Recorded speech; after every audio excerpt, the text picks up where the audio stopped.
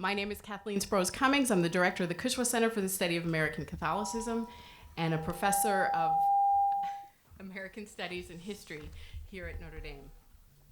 It's wonderful to see so many familiar faces and a few new ones.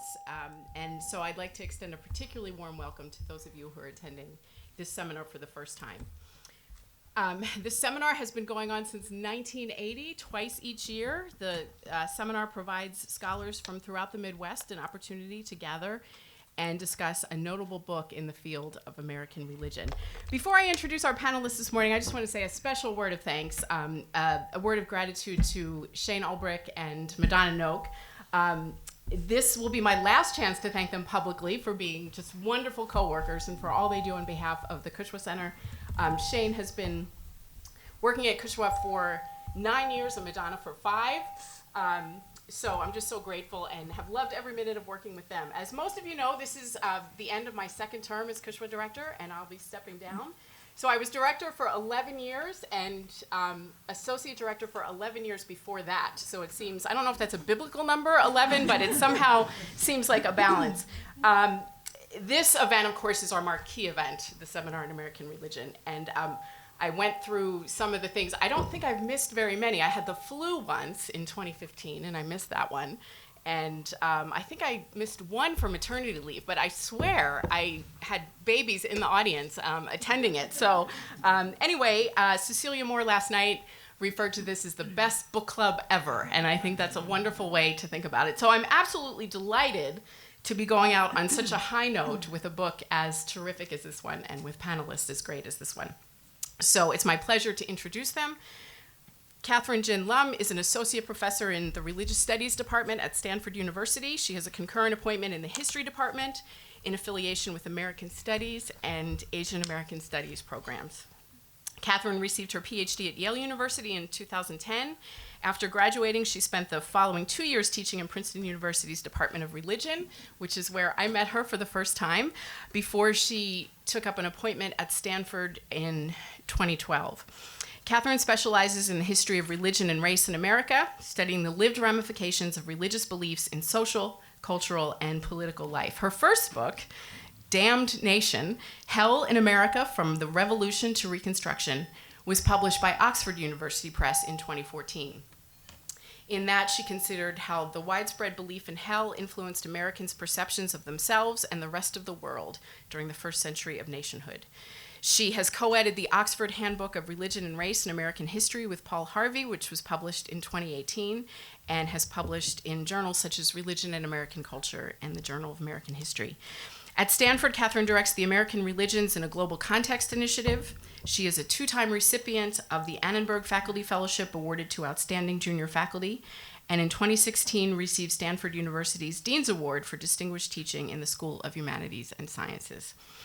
Just 2 weeks ago, the book we'll discuss today, Heathen, was honored with the Organization of American Historians' prestigious Merle Curti Intellectual History Award. So congratulations to you on that, Kathryn. Of course, we chose this book long before that award was announced. And there have been actually many times that we've featured a Curti Award-winning book in the Seminar on American Religion. George Marsden's biography of Jonathan Edwards, Robert Orsi's Thank You, St. Jude. So Kathryn, you're in excellent company, and congratulations on that award. This is actually Kathryn's first time visiting Notre Dame.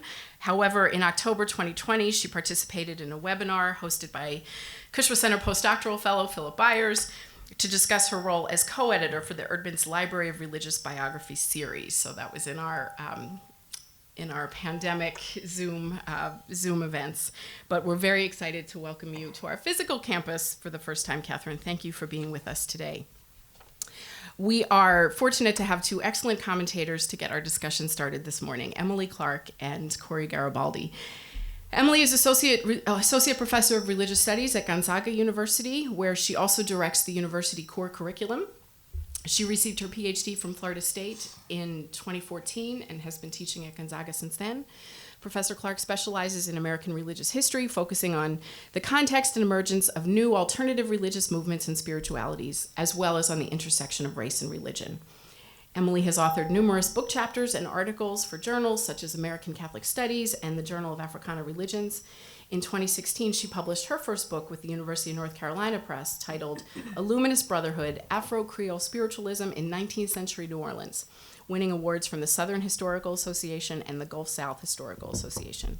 She is the co-editor of Race and New Religious Movements in the USA, a documentary reader published in 2019 with Bloomsbury, and of Digital Humanities and Material Religion, an introduction, published just last year. Emily is currently revising a new monograph entitled Spiritual Matters from the Rochester Rappings to the Ouija Board, which is under contract with North Carolina as well. Emily, thank you so much for being here today.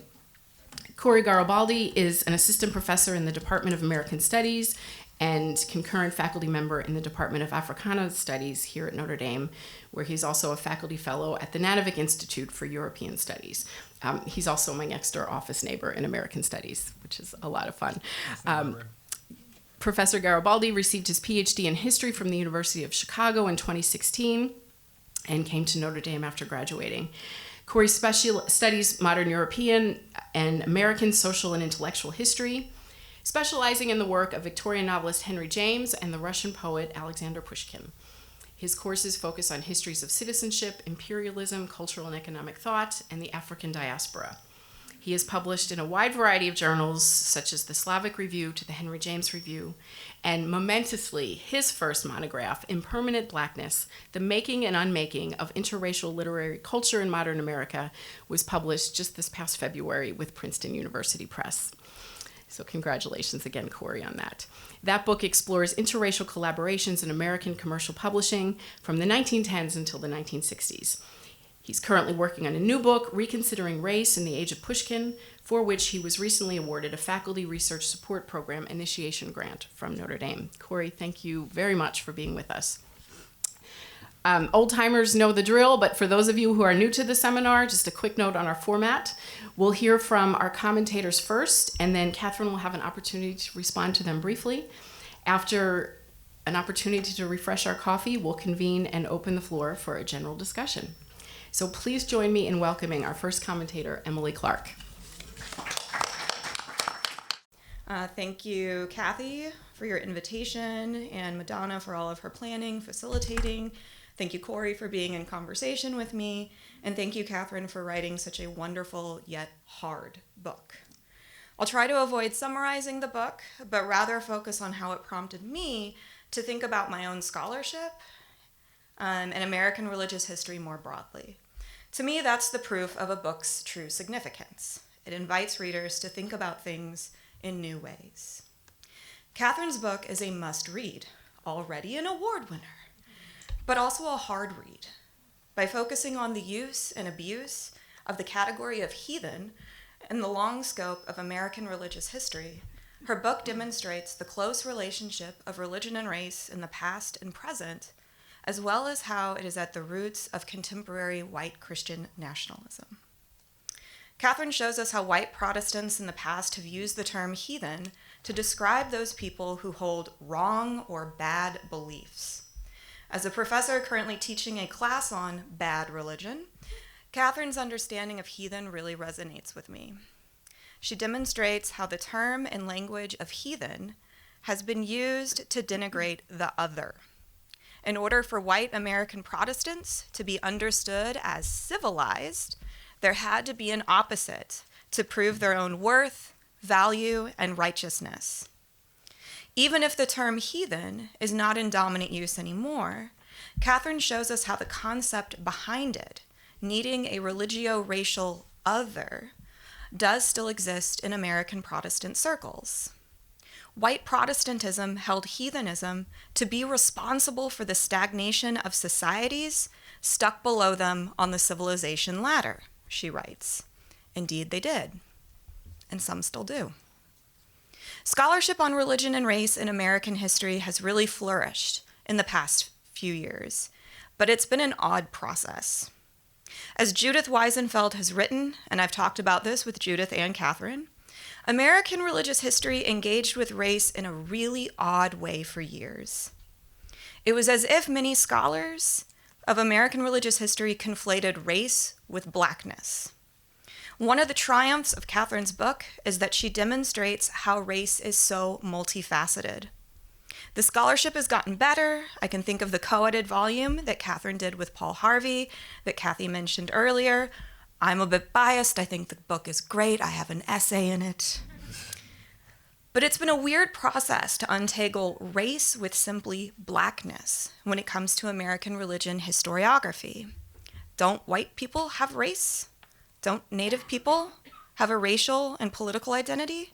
Don't immigrant communities, whether from China or Eastern Europe, have racial and religious identities? Kathryn's book encourages us to rethink how we consider the relationship between religion and race. It's been hard to figure out how to organize my remarks because there are so many things that Kathryn's book has prompted me to think about in my own research as well as our field, to say nothing of the national discourse currently happening on the intersection of religion and race. So my comments and questions will focus specifically on language and its relationship to materiality. And the questions aren't necessarily just for Kathryn, or I don't expect you to have all the answers, but rather it's indicative of what this book got me wondering. The book does an incredible job of discerning the relationship between language and materiality. We often think of language as being a culture's understanding of the way of the world.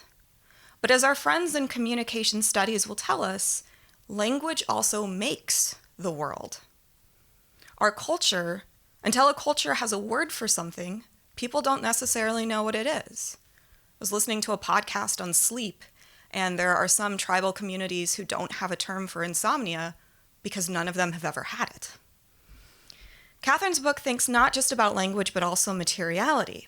Heathenness, she writes, has to do with the manifold repercussions that wrong belief is supposed to wreak on lands and bodies, turning fertile soil into deserts, healthy bodies into sickly ones, corrupted by idolatry, the oppression of women, and neglect of infants, the sick, and the elderly. All right, so clearly the intellectual side of things, ideas, language, and materiality both matter when thinking about American religion. She recounts the biography of Cherokee woman Kathryn Brown, a biography written by a missionary, of course, who described how her conversion changed her physical appearance from wild to graceful. Sure, she died in her early 20s of tuberculosis, but his biography of her recounts how her soul and body changed upon her conversion. Ideas and materiality go hand in hand. So my first quandary is about how previously heathen peoples used that word even as they criticized the religious systems that converted them. One of her examples is Uchimura, who used the term heathen in his autobiography, Diary of a Japanese Convert. He refused to critique his own unconverted family members and saw some good in heathenism, though he was heavily critical of polytheism.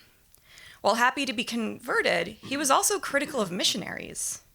His own use of the term heathen, as Kathryn argues, shows how heathens or pagans could also critique white Americans themselves.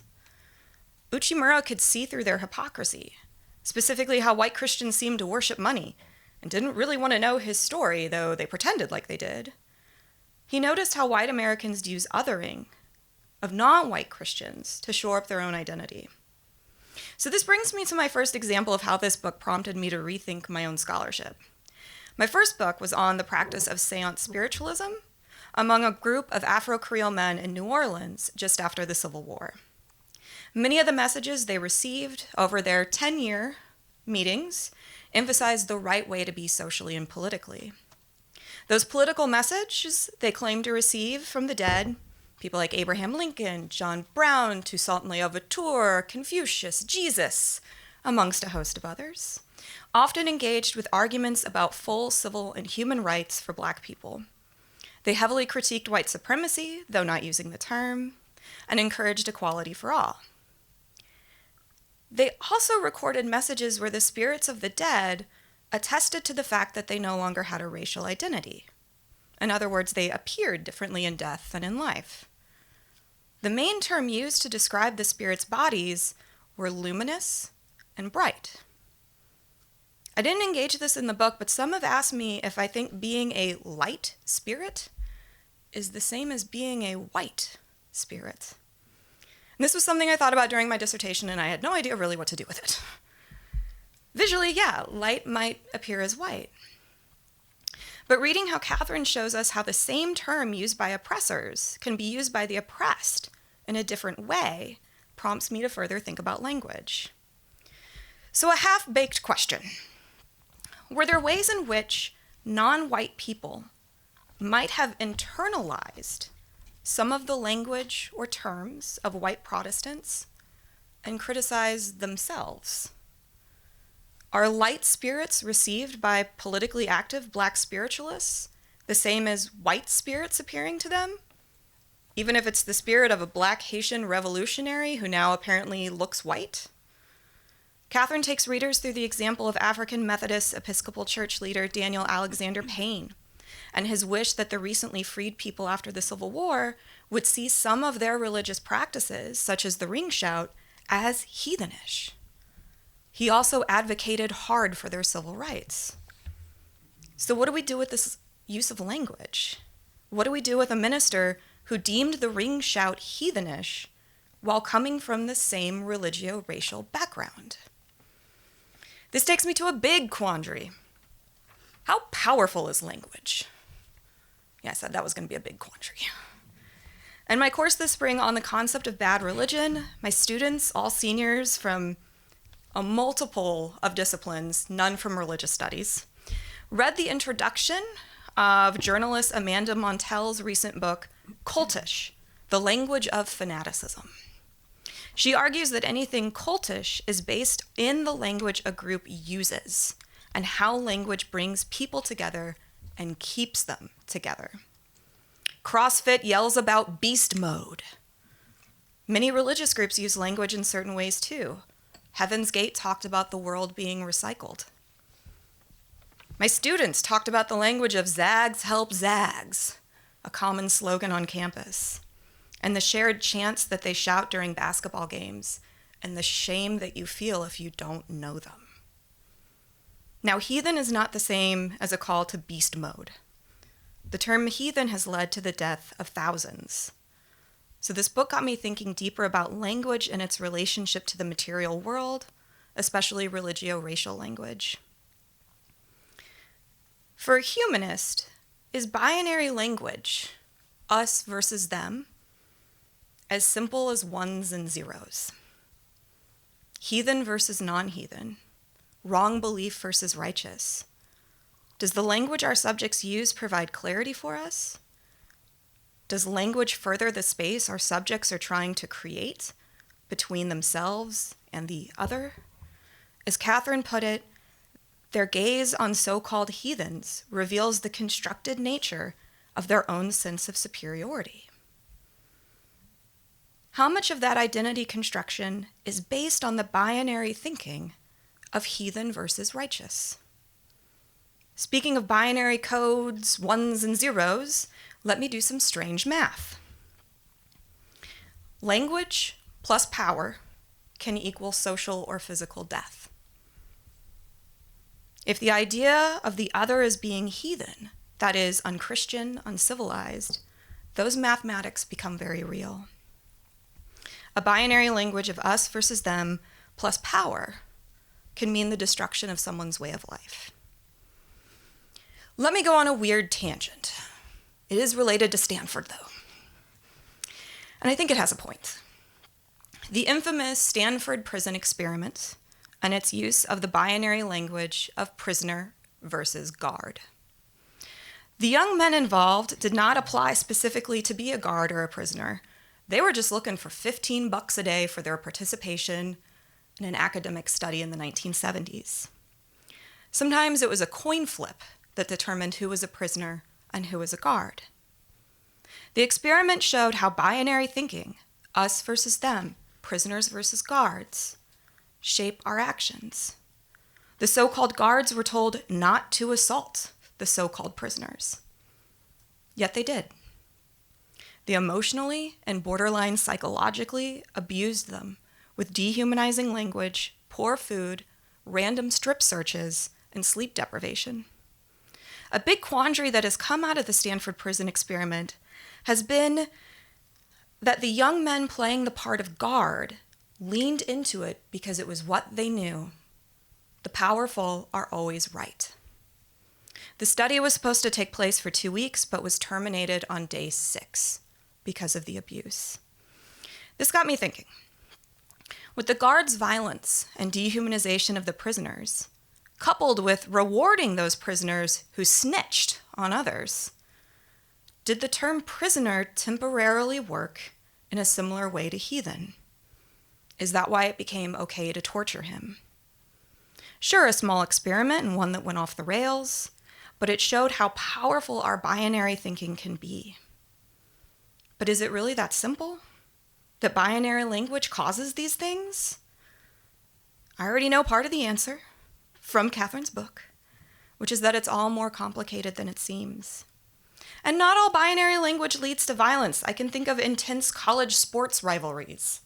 My brother went to Texas A&M University, where literally the entire school song is about their strong dislike of the University of Texas. That's the entire song. Us versus them doesn't always lead to potential genocide. But heathen versus righteous is a version of us versus them, but it feels quite different than the college sports rivalry. Is heathen versus not heathen just binary thinking? Or does the religio-racial element complicate it? I'm inclined to say yes. I'm pretty sure Kathryn is too. The intersection of religion and race always adds something significant. One thing that also brought this up for me was the latter part of the book, where she gets in the history of where the term heathen wasn't necessarily used, but its legacy was. Those Christmas ads, share Christmas with them, with images of orphan children, about saving pagan nations, seems to be a reframe of we good Christians will save them, the heathen. White Christian nationalism definitely sees an us versus them world. They claim it's third world peoples, by which they mean non-white peoples, who need Jesus. Us versus them helps them make sense of a world that doesn't make sense to them. That's not an excuse for their behavior, but it demonstrates that our cultural and intellectual language doesn't always account for every complexity. The recent resurgence of white Christian nationalism demonstrates this. I live in a city where the state representative, the next district over, had a manifesto about the biblical basis for war that was leaked just a couple weeks before election season. In it, he talked about righteous violence on those who didn't believe or live like him. He won re-election. He and others embraced that language because it does powerful work for them.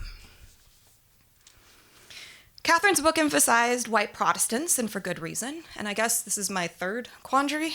I lost count. Reading this again and coming here made me think about Catholics. Kathryn makes a strong case for how white Protestants aided the process of religio-racial discrimination and violence, and that they were often anti-Catholic. White Catholics have also utilized the language of heathen. I've dug into the archives of the Jesuit priests who try to missionize the Pacific Northwest, especially indigenous Alaskan peoples. Their records reveal an interesting dynamic. The priests recount their attempts to missionize and deal with the expansive superstitions, while also being utterly fascinated by them. Their archives catalog their attempts to bring indigenous Alaskans into the Christian fold. The Jesuit priests in Alaska, under the directive of their bishop, were encouraged to develop new religious programs for indigenous Alaskan peoples. I bring this up because Kathryn's book prompted me again to think about this us versus them, and especially how it shaped the priests' writings. There was a group of Inupiaq women in Alaska who converted to Catholicism and became the religious order Our Lady of the Sisters of the Snows. They were publicized in Catholic missionary magazines. They did lots of the hard work of providing religious and general education to children at rural satellite mission schools, as well as the main mission in Aquilaric. The Jesuits had a convent built for them. The Jesuits supported them. I've read what exists in the archives of the letters sent between the women. I've looked at photographs they took of each other with sled dogs. I've read their daily diary of the work they did teaching and helping fellow Indigenous people. I've read favorable reports submitted to the Jesuit hierarchy on their behalf. But a different Jesuit bishop suppressed the order just 10 years after they were founded. He didn't believe Indigenous women could be real sisters. I bring up this story because it gets into one of the central points of Kathryn's book. Can the heathen ever be brought into the fold? What would that look like? Will white Christians still be suspicious, even if they take vows, wear a habit, and live in an Alaskan convent? The heathen is apparently hard to convert in the eyes of the not heathen. There's much more to say, but I'll conclude with this. Kathryn's book both raises so many important points of research and questioning, and it also prompts those of us working within the field of religion and U.S. history to turn back to our work and see it with new eyes and new questions. Thank you for such a powerful book.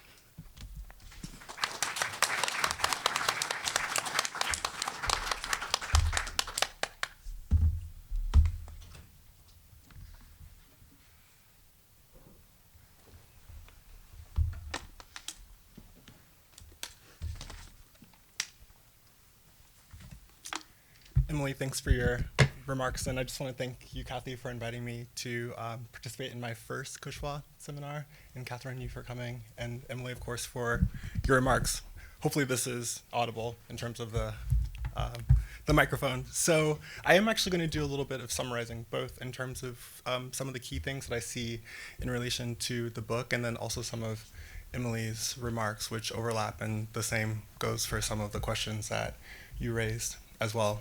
So the first one in that respect is just to reiterate that this is a hard history, right? The history that Kathryn brings to us is one that Martha Jones and her colleagues at Johns Hopkins have recently sort of termed and are promoting as hard histories. And this then raises another set of questions because as historians, we've been doing this work for some time. So what does it mean now to be grappling with hard histories in the 21st century after several years of graduate school and of being a scholar? What does it mean to both do that for yourself? I know that, at the end of your book, you write about how difficult it was to write this book.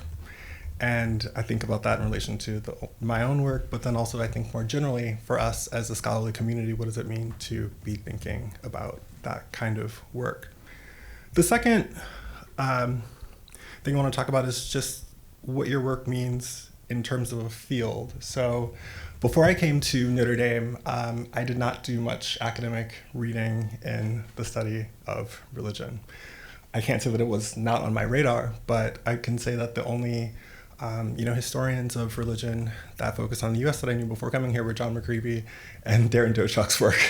So you've really been one of many scholars that have added, an important dimension to how I understand American history and American religion, but also to reiterate some things that Emily said, the work that you've done that pertains to race is exceptional and important. So you really do help us get past this black-white dyad in terms of understanding race, either in an American context or in a European context or in a global context and so forth and so on.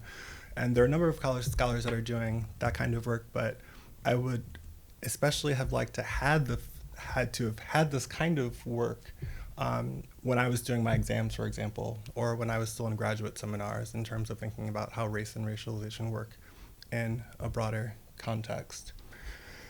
One of the other things that I think is truly exceptional about this monograph is the extraordinary time span that you provide for us in terms of understanding this incredibly complex term, heathen. So everyone here should know this, but the book begins with ancient Greek culture that includes an examination of, quote, the figure of the barbarian, which would later inform the Latin paganus, unquote. So a study that goes from ancient or classical Greece and Rome and then taking us all the way up to the 21st century is indeed quite a feat, right? In terms of understanding how history and the study of history is normally sort of broken up by, continent, by century, and so forth and so on.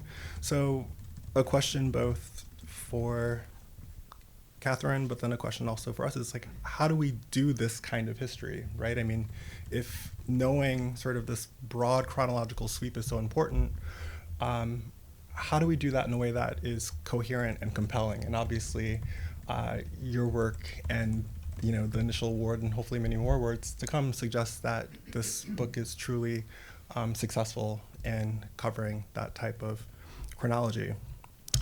Protestantism, another major theme, of course. So you say some things about Protestantism and white American and European Protestants that I've thought about and taught but never written about. So thank you.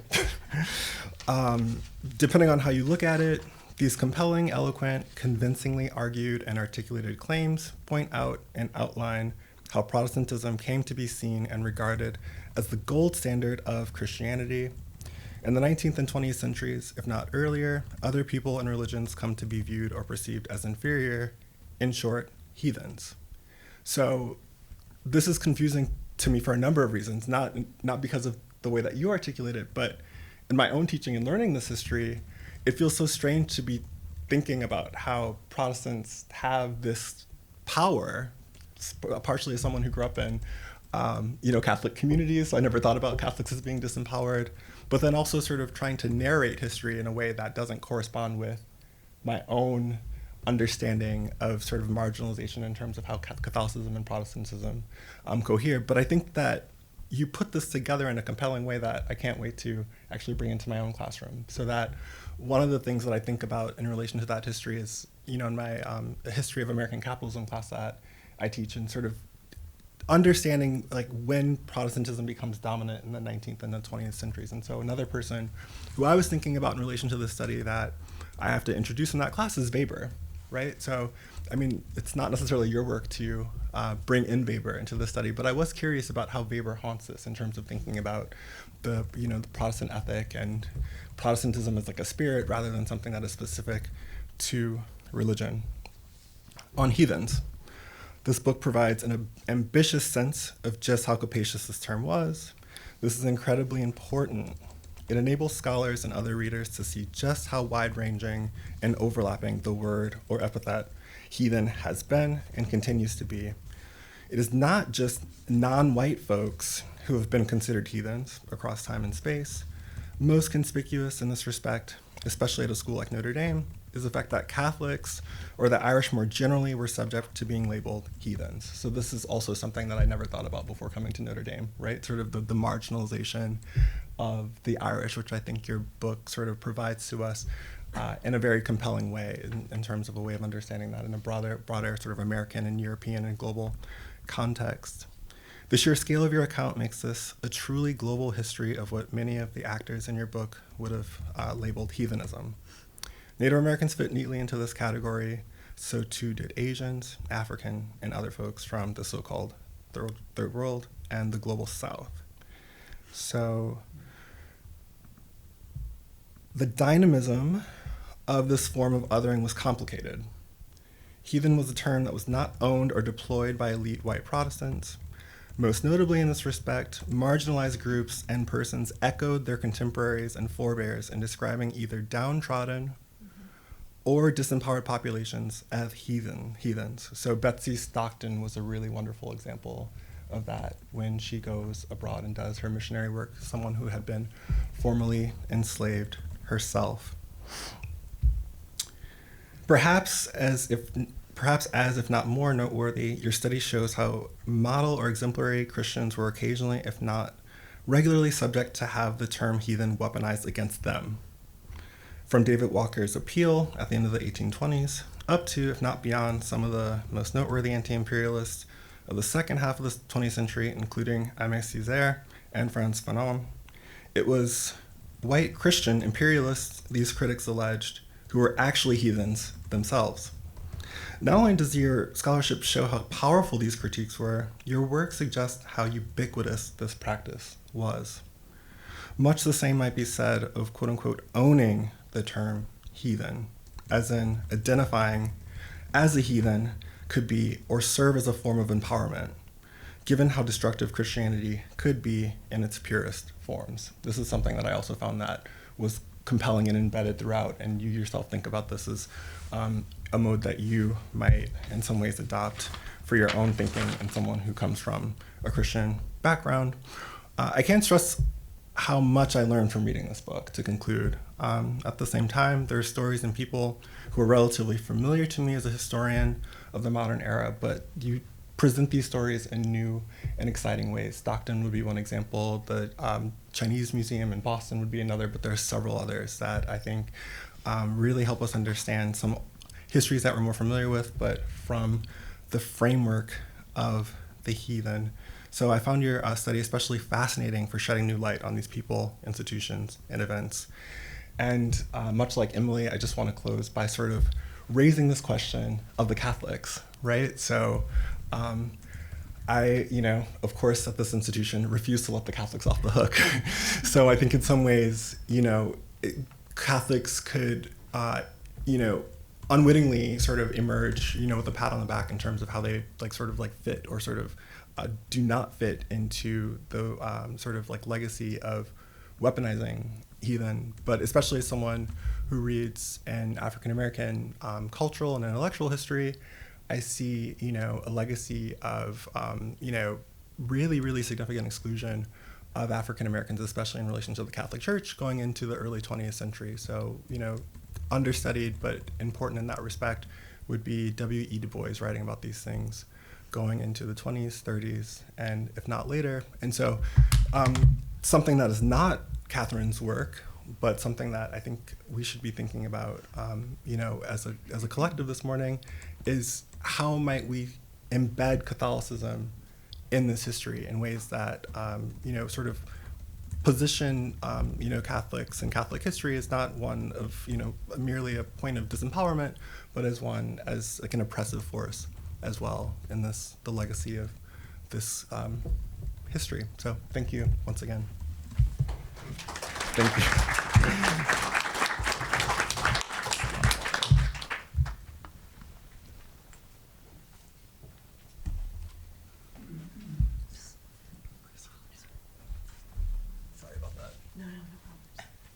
Sorry, just wiping up some water so I don't get my computer.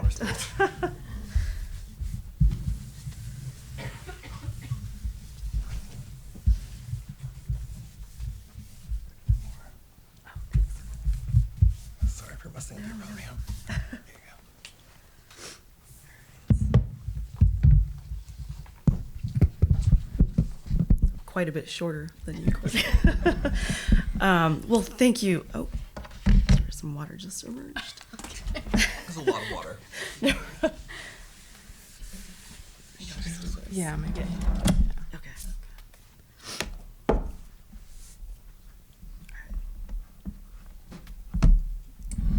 Is that okay? Okay. Well, thank you so much. Thank you first to Kathy and to Madonna and Shane. I'm just really so grateful for this invitation and for this really amazing opportunity. And thank you to Emily and to Korey for taking the time to read and engage with my book so closely and with such care. I think comments like this are just a really incredible gift, and I appreciate your questions and your insights so much.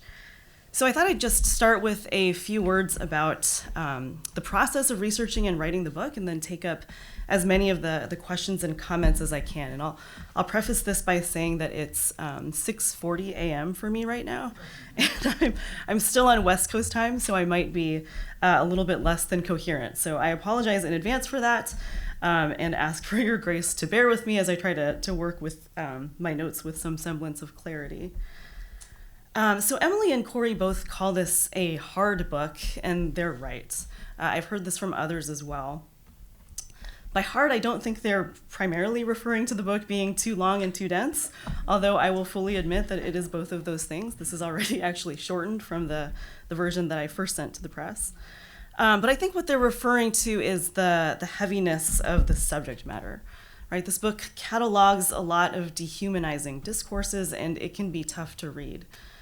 And it was tough to research and to write. So I had to ask myself as I was doing this work, and I think, Korey, this gets to your first point, whether airing these kind of damaging narratives would be helpful or harmful. And I decided that it was really going to depend on how I framed the research. Right? I didn't want this to be the kind of book that is all about the white colonizer's gaze on the colonized. Instead, what I wanted it to do was to be about what that gaze tells us about the colonizer. So in other words, I wanted the book to offer a kind of thick description of what white American Protestants' writings about the people that they considered heathens tells us about whiteness, Americanness, and white American Protestantism. So I saw this work as me, I'm a person whose ancestry traces to a so-called heathen land, returning the gaze, looking at what's been said about my people and others in order to understand the people who said it. So that's kind of fine distinction, and I'm not sure I sufficiently got it across, but for me, it's an important one. And another fine distinction that I'm also not sure I sufficiently got across, but that's important to me, is that I'm not approaching this work solely as an outsider critic. Right? I might be an outsider to whiteness, but I'm not an outsider to Christianity. I grew up in the church, and although I have plenty of issues with it, I don't consider myself as an adult to be outside of it. So this book is as much the lament of an insider as it is the critique of an outsider. As I write in the preface, I'm both the us and the them. Okay, on to the questions from Emily and Korey, or the points that they raised. I want to start with the question about how previously heathen people used the word and whether they might have internalized it, which is a really important one. And it's a question that I've long tried to be careful about in my research on non-white people who've converted to Christianity. I've really tried to show them as doing that with clear eyes, even while acknowledging the power differentials that, depending on context, could force conversion and make it less than voluntary. So I haven't wanted to describe non-white people who became self-professed and often serious Christians as colonized dupes, in other words, right? I wanted to show their decisions as complicated. And I think that could be in part because of my own family history. My family comes from a colonized territory, Hong Kong, and they're people who speak their minds without much care for what anyone thinks, but they're also simultaneously very Christian people who care deeply about what Jesus thinks. And so when I think about my family, there's certainly a good amount of internalized loathing towards the culture and the religious traditions that we historically come from. But there's also a very clear-eyed antipathy to colonization. So it's complicated. And there are plenty of historical examples from the archives that I could mention too of converts who describe their former selves and their ancestors, their kin, as heathens. Sometimes they'll do this in a tone of sadness, of loss, and of broken connections, so that even as the convert rejoices over their own salvation, they might describe their grief over their eternal separation, right? What they now understand to be an eternal separation from their family members and their loved ones. But sometimes this is also described in an embarrassed tone, right? So there's a definite, I think, class and racial element to the internalization of religious criticism against one's traditional culture. So this can become, I think, a kind of discourse of transcendence and of embarrassment, right? That we are no longer that, we should no longer be that, and that anyone from our culture who still practices the old traditions threatens this kind of new social status. So here I think it's important to note how some minoritized people have seen Christianization as a path to whiteness. And then not just Christianization, but a particular kind of Christianization. And this gets to both of your questions about Protestantism and Catholicism.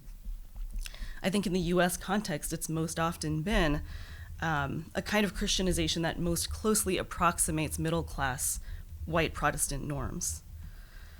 So such that members of the group who reject those norms become an embarrassment that need to be dismissed as heathenish so that the status of the Christianized is maintained. Okay, so to the question of language, the Stanford prison experiment, also I think such an important question. I think to draw from Charles Long's idea on significations, which Emily, I think you brought up in a previous version of this, I think the word heathen basically signifies non-Christian and non-Abrahamic religions as problems that are in need of fixing, right? And heathenness was supposed to carry material consequences. The term signified not just wrong belief, but also barren landscapes and broken bodies. So because heathens did not believe in the one true God, they were supposed to waste their time wandering on the land and worshiping its creatures instead of doing something productive to the land. And as a result, their bodies were also supposed to suffer. So I think because the term heathen signified material consequences, the material consequences of wrong belief, it then also justified very material interventions to try to fix those problems, those supposed problems, right? The renovation of hearts, which was supposed to renovate bodies, which was supposed to renovate lands. And in different contexts, it justified different ways to carry out these interventions.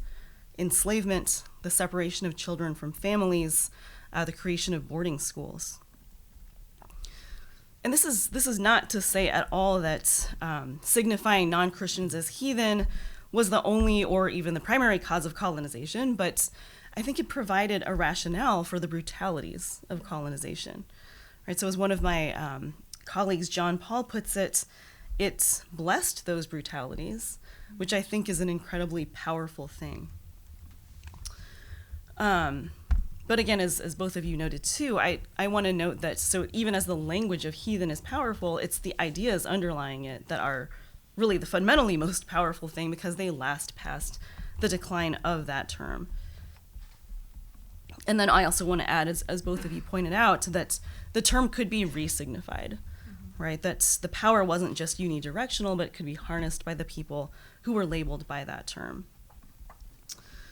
Okay, so to the question of the us versus them division and whether the heathen Christian divide is just another example of a kind of generic us versus them tendency or whether the religio-racial element adds something, I think it's both. You know, I think on the one hand, this is absolutely just another example of a very human tendency to divide the world into an us versus them. But I also agree with you that the religio-racial element is different and significant. But then the question is how, right? And so as I was writing the book, I was constantly asking myself these questions. You know, what is it about the figure of the heathen that is special or unique? How is the heathen Christian divide different from the quote-unquote, you know, savage or barbarian versus civilized binary? And how is it different from the binaries and stereotypes set in motion by Orientalism? One of my readers actually asked me similar questions soon before my manuscript was due, which made me quite a bit panicky. I thought I'd worked it out by then. But I think, or I hope that it's helped me to refine my own claims even further in the last minute. So here's where I ended up on these questions, and I'd love to hear whether you find it convincing. So first, I guess I would say that I think the category of heathen is in some ways more sweeping than the quote-unquote savage, barbarian, or oriental. So maps of the heathen world, the so-called heathen world from the 19th century, which I know Emily Conroy-Krutz has also written about, show it to be more geographically expansive than the regions that were lumped together by the Orientalist gaze. It's also more expansive than the categories of savage or barbarian, in that those carry certain civilizational valences, whereas the heathen category sweeps together societies that were understood to be at different civilizational stages. So even if a society was thought to be, quote unquote, civilizationally advanced, if they were heathen, they were still supposed to be inferior to the Christian. And then second, I want to emphasize really the changeability of the heathen category as offering a different kind of dynamic to a generic us versus them tendency. Right? Because heathenness was understood to be a condition that could be changed and that really should be changed. right? In other words, the heathen us versus them carried with it the imperative to turn the them into the us, to Christianize the heathen. And so as such, many scholars have seen it as a less than racial category because for these scholars, race requires a sense of inherent difference, right? And racism prompts attitudes from segregation to genocide in an attempt to maintain the divide between the us versus them and to preserve some kind of racial purity. So I'm absolutely not contesting in the book that this is a critically important way that race and racism works. But what I'm trying to show is that race and racism can also work in another way in which the figure of the heathen is central. So here I'm really drawing from Sylvester Johnson's understanding of race as colonial governance, right? As the division of the world into the European and the non-European, the colonizers and the colonized, the governors and the governed. And here I think the idea that the other is changeable and that it's the responsibility of the us to fix the them is key, because again, it rationalizes colonization and all of its attendant brutalities as a way to convert and educate the heathen and to develop heathen lands and labor. I also think that the changeability of the heathen is key to understanding whiteness as a racial category, right? And in returning the gaze on whiteness as constructed, because by signifying the heathen as a figure who needs their help, whiteness becomes a condition not only of being saved, but also of self-appointed saviorhood.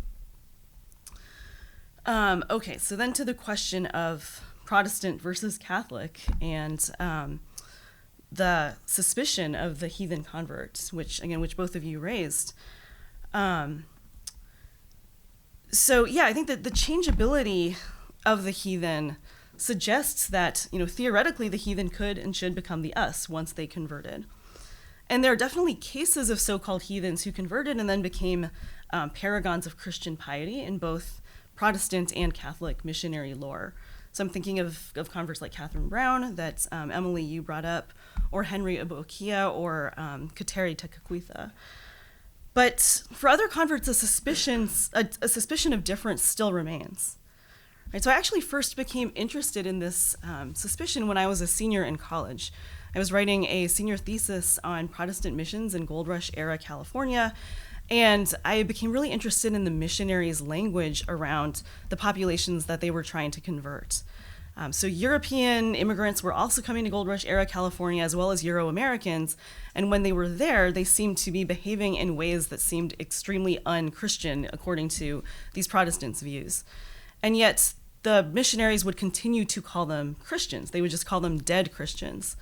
Whereas for the Chinese immigrants who came, the ones who converted were never just called Chinese Christians, they were called heathen converts. And so the word heathen continued to attach to the Chinese even after they converted, and the word Christian continued to attach to people of European origin, even when they seemed to not be behaving that way.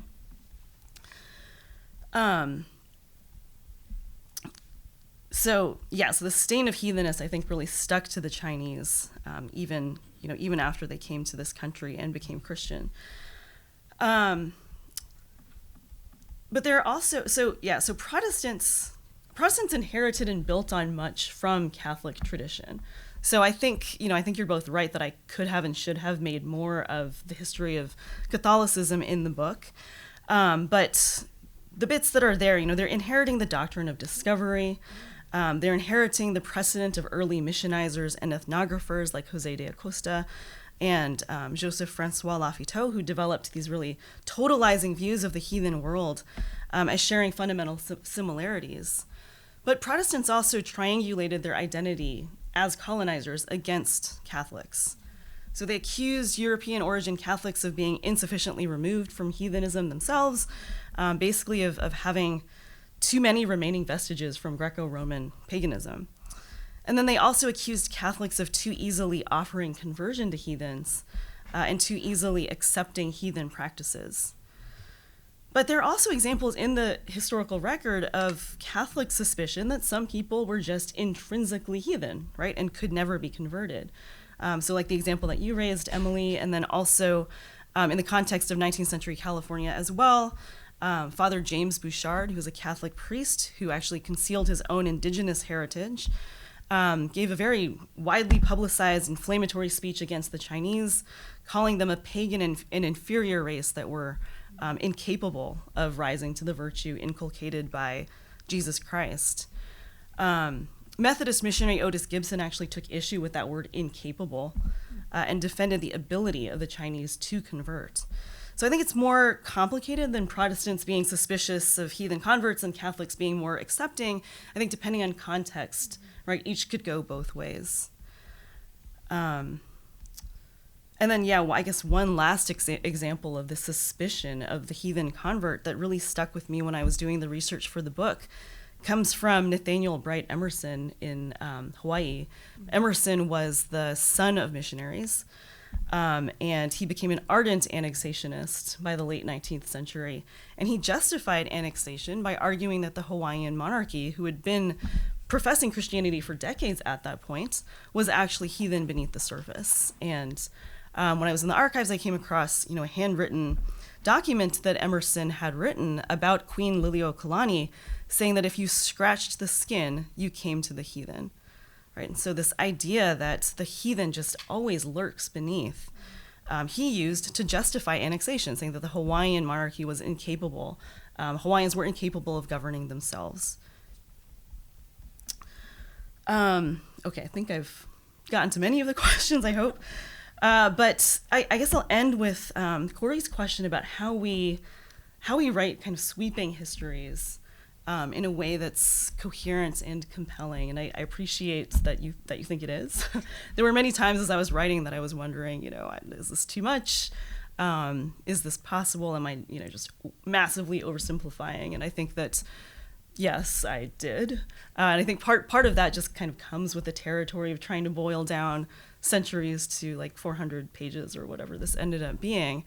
So synthesis requires a body of scholarship that's already there, right? So this is not, I'm not like inventing something wholesale. There's so much incredible scholarship on each of the chapters, secondary scholarship on each of the subjects covered by these chapters that I was able to build on. And I think I saw my intervention as trying to bring that scholarship together.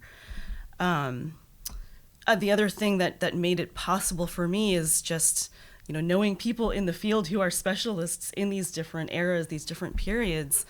I trained as a 19th century U.S. religious historian primarily. And so for me, like 20th century, all of this, it was just so helpful to have people that I could send these chapters to and say, what am I missing? Does this make sense? Does this seem right?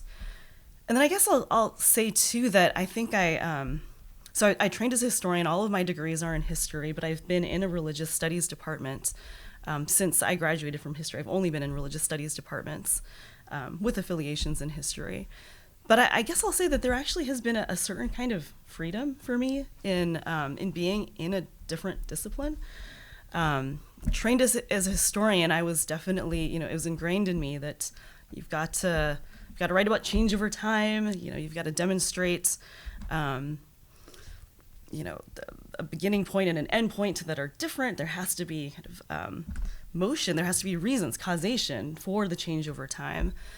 And I think, yes, but at the same time, what being in religious studies has shown me is that the continuities also matter, right? That it's not just about change, but about repetition and about, as I write in the book, it's a kind of ritualistic repetition. And what does that mean and why does that happen, right? So, reading the work of, Kathryn Lofton and John Modern on the differences between religious studies and history and what scholars are after. I think I still consider myself a historian, but to think in that way about history for me was freeing, I guess. And I'm grateful that historians seem to think that it still counts as as a book in their field. So thank you so much again. This was just really just an honor and a delight, and I'm really, really grateful. So thanks.